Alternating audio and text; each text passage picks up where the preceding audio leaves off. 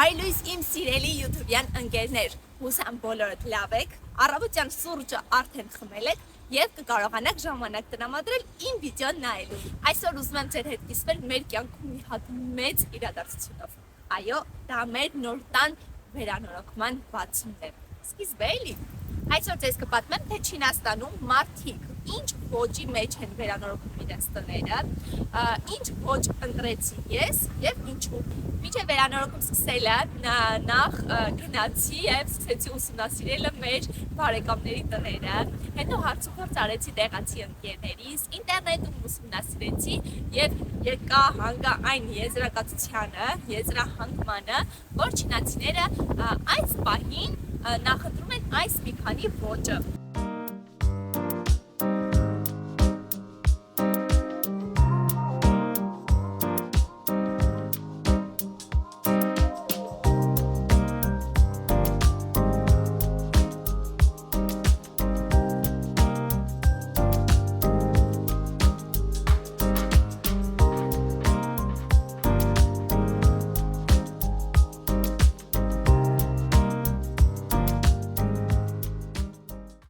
Առաջինը դա ժամանակակից ոճն է,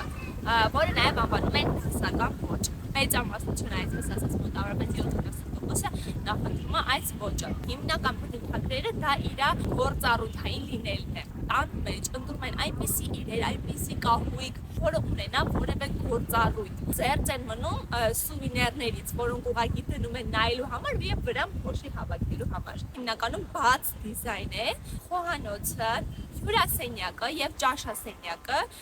միասին է լինում, համակցված։ Տարածքը ավելի ընդարձակ է լինում և ավելի մեծանում։ Հիմնականում օգտագործում են բաց գույներ, բաց սեռի, բաց բեժ, սպիտակ։ Այս ոճի մեջ օգտագործում են ինչպես փայտյա հատակ, այնպես էլ սալիկներ։ Ու այսպես յուրահատուկ առանձնահատկությունը այս ոճի, ուրեմն շեմքերը, որ կա, լինի դա սենյակների շեմքերը, լինի դա խոհանոցի շեմքերը կամ սանհանգույցի շեմքերը, դրանք անպայման լինում են նույն գույնի, նույն ձևի, ինչը որ մնացած հատակը չեն առանձնացնում, որպեսզի տարածքը ավելի մեծ թվա։ Այս ժամանակակից ոճը գեղեցիկ է, հարմարավետ է, բայց իմ համար մի տեսակ շատ սառն է։ Դրա համար երևի Իրանից կամ կընտրենք, կամ չենք ընտրի ինչ-որ բան։ Ասենք երկրորդ ոճին, դա կրեմային ոճն է։ Այս ոճը իր հերթին բաժանվում է 3 խմբի։ Մեկը ժամանակակից կրեմային ոճն է, մեկը ֆրանսիական կրեմային ոճն է, մեկը ճապոնական կրեմային ոճն է։ Այս կրեմային ոճը իմ ամենասիրելի ոճերից մեկն է, որովհետև չգիտեմ ինչի ես անընդհատ հենց մտնում եմ այդպիսի տուն, նմանեցնում եմ տորթի կրեմի կամ սմետանի, շատ եմ սիրում։ Ժամանակակից կրեմային ոճը պատերը հիմնականում չենք անում սպիտակ, անում ենք ջերմ գույների, տաք գույների մեջ, հատակը նույնպես կարա լինի փայտյա, կարա լինի սալիկներ, բայց էլի տաք երանգների մեջ։ Ուրեմն չունենք բարդ դեկորներ, բոլորը ասես պարզ, հստակ, գծերը պարզեցված, ոչ մի ավելորդ բան։ Իսկ ֆրանսիական կրեմային ոճը էլի գույնի, տաք երանգի պատեր, հատակը նույնպես, նույն ձևի։ Այստեղ առանձնահատկությունը դա միջանցքների, առանձնահատկների կամարներն է, կահույքների և պատերի վրա կա գիպսե գծեր իր զարդանախշերով։ Եվ մի հատ առանձնահատկություն կա ֆրանսիական կրեմային ոճի, դա ֆրանսիական ճոխճենապյակյա այդ լամպերն են, լուստրյաները։ Հաջորդը դա ճապոնական կրեմային ոճն է, բավականին նուրբ, գեղեցիկ, հաճելի, այսպես ջերմ մթնոլորտ հաղորդող ոճ է, բացի այդ տաք երանգներից և կամարներից, այստեղ ավելացվում է նաև մանր տերևներով բույսեր, կտավից կամ բամբակից կահույք։ Ճապոնական կրեմային ոճին է հատուկ նաև գեղարվեստական թղթե լամպերը։ Այս ոճը շատ սիրուն է, չգիտեմ, շատ համով նախշուն ոճ է, նենց որ ես իրան շատ եմ սիրում, իրան հաստատ կայցելեմ ու մենք հաստատ Իրանից մի բան կվերցնենք։ Հաջորդը դա ճոխ ոճն է։ Այս ոճի մեջ ես ինձ շատ տարօրինակ եմ զգում։ Նայում եմ շատ սիրուն է, բայց ինքս չեմ ուզում այս ոճը ընտրեմ։ Հասանք չինական ոճին։ Չինական ոճը երկու տեսակի է, ավանդական չինական ոճը եւ նոր չինական ոճը։ Ավանդական չինական ոճը բավականին խիստ է ու ծանր է թվում, երբ որ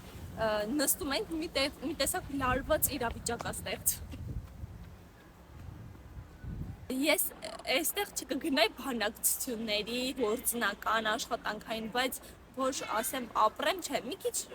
Իսկ ավելի շատ կսիրեն մեծահասակները։ Իսկ այն նոր չինական ոճը ինքը ասենց ավելի թեթև է, հուցինի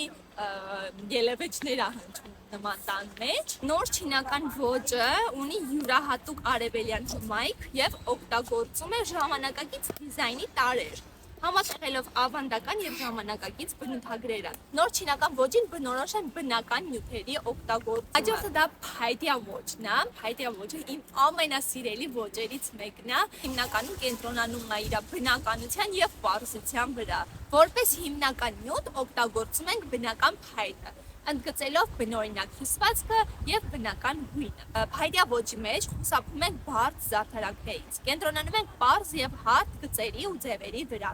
որպեսզի ստեղծենք թարմ ու բնական տարածքի մթնոլորտ։ Փայտյա ոճը ունի իր առավելությունները եւ թերությունը։ Թերությունը դա այն է, որ փայտը ենթարկվում է շրջակա միջավայրի ազդեցությանը։ Ազդվում է խոնավությունից, ջերմությունից, ինքը կարող է ուռչել, եթե լավ փայտ չենք ընտրել,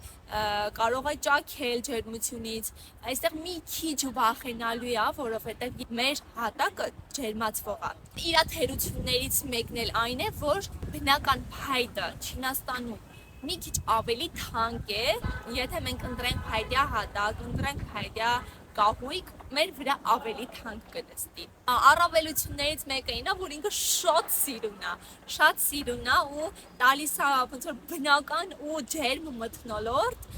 ու շատ կիրառելի է։ Շատ եմ սիրում։ Ինձ շատ է դուր գալի։ Բայց իր մեջ մեր փոքրիկ բնակարանի համար փայտը շատ է։ Նենց որ ինձ թվում է բաներ կվերցնենք, բայց ոչ ամբողջովին։ Անցանք հաջորդը՝ մինիմալիստական ոճը։ Այս մինիմալիստական ոճը, որ նայեցի, առաջայեցվեց ինձ մեծ պարզ կտավված, հիմնականում ընտրում են նույն երանգի մեջ, նույն անցում չկա։ Մինիմալիստական ոճը իմ համար շատ սառն է ու շատ sense միապաղաղ է։ Իրան էլ հաջող կասեմ։ Հաջորդը դա սկանդինավյան ոճն է։ Սկանդինավյան ոճը եկել է երևի սկանդինավյան երկրներից՝ Դանիայից, Շվեյցարիայից, Նորվեգիայից եւ այլ տարածաշրջաններից։ Բնական միջավայրը, ֆունկցիոնալիզմը, ժողովրդական արվեստը, լուիսը, մինիմալիզմը ձևավորում են սկանդինավյան ոճի եզակի բնութագիրն ու հմայքը։ Օգտագործում են բնական մանրաթելեր, ինչպիսիք են կտավը, բամբակը, բուրդը։ Ընտրում են նաև հարմարավետ փափուկ կահույք, որպեսզի ստեղծեն ջերմ եւ հարմարավետ մթնոլորտ։ Սկանդինավյան ոճի մեջ կենտրոնանում են լույսի վրա, քանի որ այս երկրներում օրերը շատ կրճատ են, շատ են սիրում լուսավորություն։ Հաջորդը դա ֆրանսիական ոճն է։ Նաև ունենք եվրոպական ոճ։ Ֆրանսիական եւ եվրոպական ոճերից փախնում ենք, որովհետեւ երբեք ինձ չի ձգել, չգիտեմ ինչի, կարող է հիմա ինձ մեղադրեք,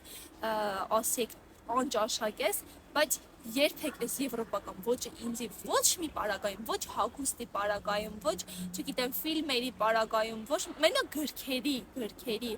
պարագայում է ինձ ձգել։ Մնացած դեպքերում ինձ ընդհանրապես չի գրավ։ Հաջորդը ամերիկյան ոճն է։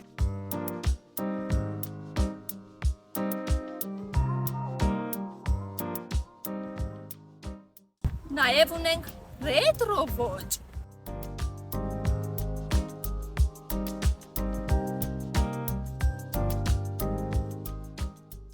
Ունենք նաև կոմբինացված ոճ։ Այս այն մարդկանց համար է, ովքեր չեն կողմնորոշվում։ Օրինակ ես։ Ունենք նաև հոբվական ոճ, բայց ինչի sense թարգմանենք, կարանք թարգմանենք գոնե, չգիտեմ, ֆերմական ոճ, երևի։ Եթե հետագայում ես մի օր ինձ բախտ վիճակվեց, բախտը ինձ ժպտաց, հաջողությունը ինձ ժպտաց եւ ես Հայաստանում ունեցա սեփական դու, անպայման այս ոճի մեջ եմ վերանորոգելու։ Ես ինձ թվում է պետք է գյուղում ծնվեի, գյուղում մեծանայի։ Այստեղ ունենք նաև արդյունաբերական ոճ։ Այս ոճը իսկապես չեմ հասկանում։ Այս ոճը ինձ թվում է պետք է չի վերանորոգել, սենց էլ կլինի։ Ունենք նաև միջերկրական ոճ։ Այս ոճն էլ եմ շատ հավանում։ Եթե լիներ մի 5 տարի առաջ, ինձ թվում է հաստատ կընտրեի այս ոճը, իր այդ գունային կտրուկ անցումները, բայց հիմա մի տեսակ ոնց որ էլ չուզենամ այդ ոճի մեջ վերանորոգեմ, հենց որ երևի իրան էլ կթողենք այն կողմ։ Միջերկրական ոճի մեջ օրինակ ես կվերանորոգեի, եթե ունենայի սրճարան։